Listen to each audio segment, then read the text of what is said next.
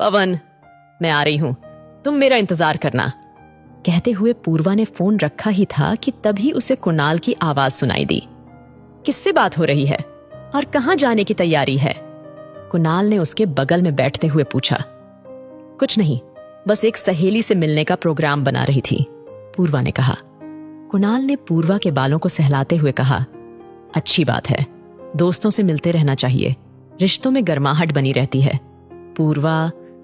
कुणाल ने पूर्वा का हाथ अपने हाथ में लेकर कहा, मैं भले ही कभी यह न जता सकूं कि मैं तुमसे कितना प्यार करता हूं, पर मैं जानता हूं कि तुम जानती हो कि तुम ही मेरी जीवन शक्ति हो।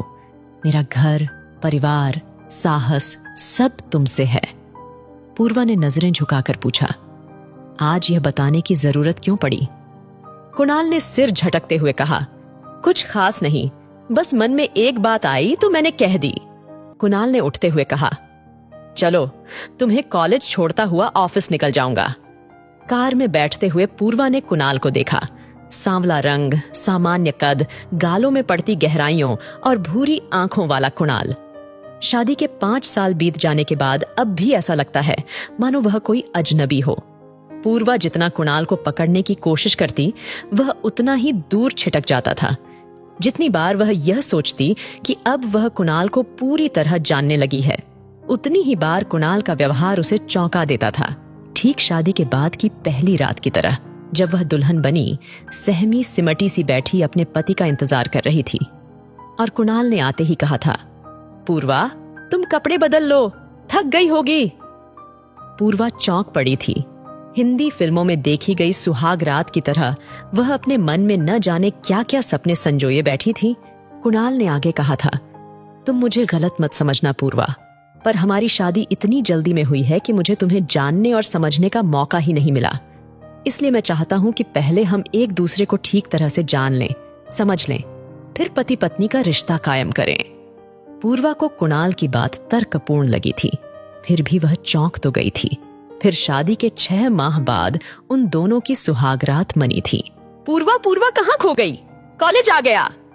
कुणाल ने उसे हिलाया तो वह अतीत के घेरों से निकल गाड़ी से उतर पड़ी। अंदर आते ही उसकी मित्र रक्षा ने उसका रास्ता रोककर पूछा, आज पवन जी नहीं आए? हाँ, आज हमें जाना है, पूर्वा ने कहा तो रक्षा एकटक उसे ही देखती रह गई। पूर्वा, क्या कह रही हो? तुमने कुणाल को छोड़ने का फैसला कर ही लिया? हाँ, और मैं जानती हूं कि इससे कुणाल को कोई फर्क नहीं पड़ने वाला।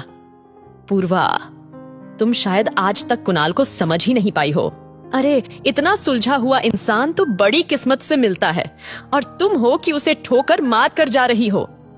पूर्वा के मन में रह रहकर रक्षा की बात कौंध रही थी। क्या मैं सचमुच आज तक कुणाल को समझ नहीं पाई?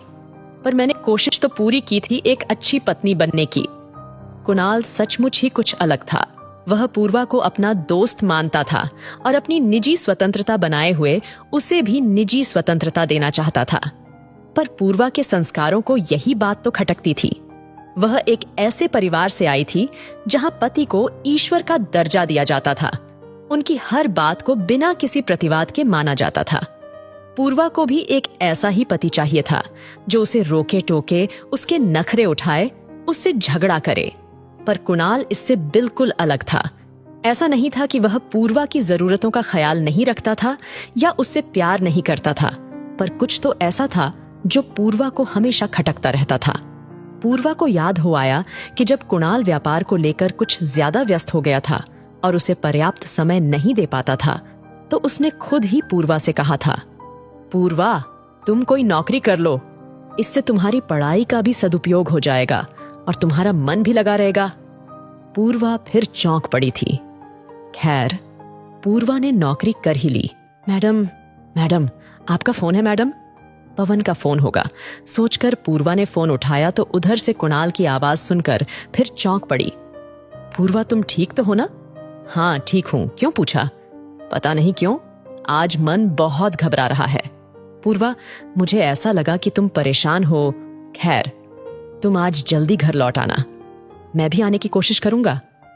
पूर्वा सोचने लगी, तुम्हें मेरी परेशानी का आभास कैसे हो गया कुणाल? क्या अब भी मेरे मन के तार तुम्हारे मन से जुड़े हैं?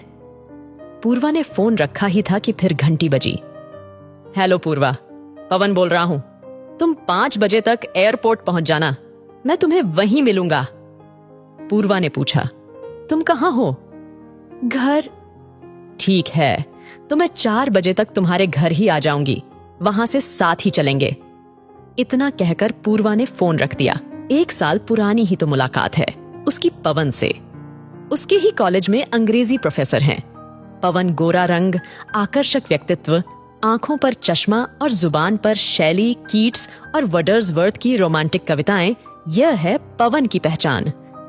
पहली बार ही मिलने पर पवन की आंखों में अपने लिए कुछ खास भाव पाए थे पूर्वा ने। पवन से मिलकर ही पूर्वा को यह एहसास हुआ था कि 30 का आंकड़ा पार करने के बाद भी वह सुंदर और आकर्षक है। पवन हर उस बात में माहिर था जिसकी तमन्ना पूर्वा को हमेशा से रही थी। वह पवन के चुंबकीय आकर्षण में खिंचती ही चली जा रही थी। एक बार पवन पूर्वा को छोड़ने घर आया था तो कुणाल से उसकी मुलाकात हो गई थी। पूर्वा ने सोचा, शायद कुणाल जलन महसूस करेगा या कुछ कहेगा, पर कुणाल ने कुछ नहीं कहा। कुणाल आदमी है या देवता, कभी असंयमित नहीं, कभी अव्यवहारिक नहीं, कभी असंतुलित नहीं। वह कुणाल से चीख चीख कर कहना चाहती थी कि मुझे पति रूप में एक सामान्य इंसान चाहिए था, देवता नहीं। बुरे इंसान तो फिर भी सहन हो जाते हैं, पर देवताओं का देवत्व कई बार भस्म कर जाता है। और इस घटना के बाद न जाने किस कुढ़न में पूर्वा के कदम पवन की ओर बढ़ते ही चले गए थे। घंटों पार्क में बैठे बतियाते रहना, अक्सर रेस्टोरेंट में खाना उनकी दिनचर्या हो गई थी। और ऐसे ही एक दिन जब दोनों किसी होटल में बैठे कॉफी पी रहे थे तो अचानक कुणाल किसी के साथ वहां आ गया था। पवन उसे देखकर सक पका गया। कुणाल उनके पास आकर बोला, अकेले अकेले कॉफी पी जा रही है? पवन ने झेंपते हुए कहा, आइए बैठिए ना। कुणाल ने हंसते हुए कहा, अरे नहीं, मैं तो मजाक कर रहा था, मैं रुक नहीं पाऊंगा, जरा जल्दी में हूं। कहते हुए कुणाल तेजी से वहां से निकल गया। पवन ने एक लंबी सांस लेते हुए कहा, आज तो तुम्हारी खैर नहीं पूर्वा। पूर्वा ने व्यंग्य से होंठ टेढ़े करते हुए कहा, कुणाल मुझसे कुछ नहीं कहेगा, उसे इस सब से कोई फर्क नहीं पड़ता। पवन ने चकित होकर कहा, कुणाल की जगह मैं होता तो सारा घर सिर पर उठा लेता। मेरी पत्नी किसी और के साथ घूमे फिरे, यह मैं कभी सहन नहीं कर सकता। पूर्वा ने मुस्कुराकर कहा था, शायद इसीलिए मैं तुम्हारे साथ हूं। जानते हो पवन, तुम वह सब हो जो कुणाल नहीं है। तुम अच्छे भी हो और बुरे भी, पर कुणाल सिर्फ और सिर्फ अच्छा है, परफेक्ट है, और उसका यही परफेक्शन मुझसे सहन नहीं होता। धीरे धीरे पूर्वा और पवन इतने करीब आ गए थे कि जब पवन ने पूर्वा से कहा कि छोड़ दो कुणाल को, हम इस शहर से कहीं दूर चले जाएंगे और वहां शादी कर लेंगे, तब पूर्वा उसकी बात से इनकार न कर सकी थी। और आज जब जाने का वक्त करीब आ गया तो पूर्वा न जाने अतीत के किन ख्यालों में डूबी बैठी थी। पूर्वा ने घड़ी देखी तो 3:30 बज चुके थे। वह पवन के घर की ओर चल दी। वह जा तो पवन के पास रही थी, पर उसके दिमाग में सिर्फ और सिर्फ कुणाल ही घूम रहा था। वह सोच रही थी, कैसी होगी कुणाल की प्रतिक्रिया जब वह यह खबर सुनेगा? सह पाएगा या सदमा? इस सब में भी वह अपनी ही गलती तलाशेगा। मैं तो हमेशा से ही उससे दूर जाना चाहती थी, पर आज जब दूर जा रही हूं तो मन क्यों उसकी ओर खिंचता जा रहा है? तो क्या मैं पवन से प्यार नहीं करती? पूर्वा न जाने कितनी देर इन्हीं सवालों में उलझी रहती अगर टैक्सी वाला उसे उतरने को न कहता। वह धीमे कदमों से पवन की ओर बढ़ गई। पवन ने उसे कंधों से पकड़ते हुए कहा, देर कर दी, अब जल्दी करो, एयरपोर्ट बहुत दूर है। पूर्वा हौले से उसका हाथ हटाते हुए बोली, मैं तुम्हारे साथ नहीं चल सकती पवन। पवन ने चौंक कर पूछा, क्यों, क्या हो गया? क्या तुम मुझसे प्यार नहीं करती? पूर्वा ने विरक्त सी हंसी हंसते हुए कहा, प्यार पता नहीं, पहले भी करती थी या नहीं। पवन चौंक पड़ा। क्या कह रही हो पूर्वा? पर पवन की बात को अनसुना करते हुए पूर्वा अपनी ही राह में कही जा रही थी। कुणाल के वहम को चोट पहुंचाने के लिए, उसकी भावनाओं को तकलीफ पहुंचाने के लिए मैं अपनी हदें पार करने चली थी।